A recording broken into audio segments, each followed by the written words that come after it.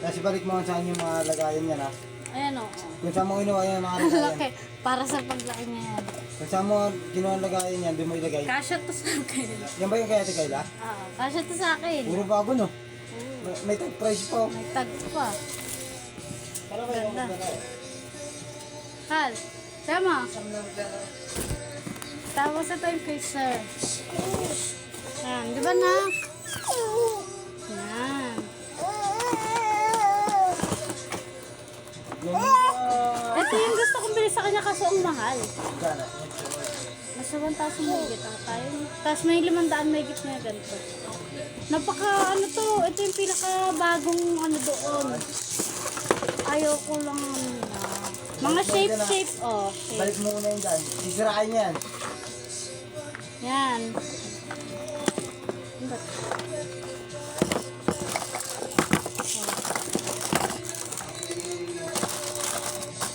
Sige, dito na.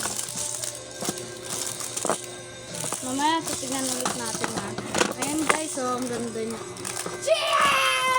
Pang ano niya, oh. Ha? Yan, takip.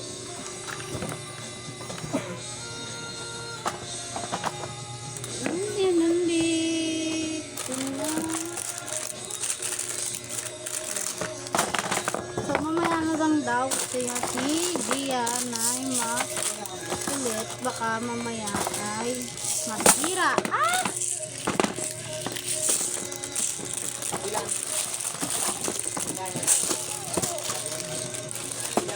Wait lang. Patayin ako lagay. Malaki ba yan? Hindi yung ano. Kaldera. Maliit siya. Yung isa ka mo.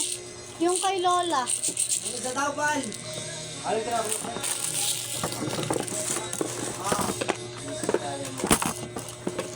Teka lang anak.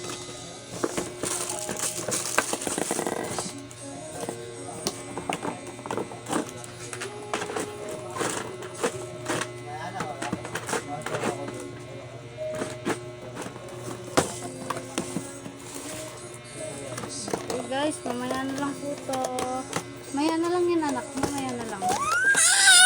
Oh, sorry na. Oh, ayan na. Mamaya na buksan. Ah?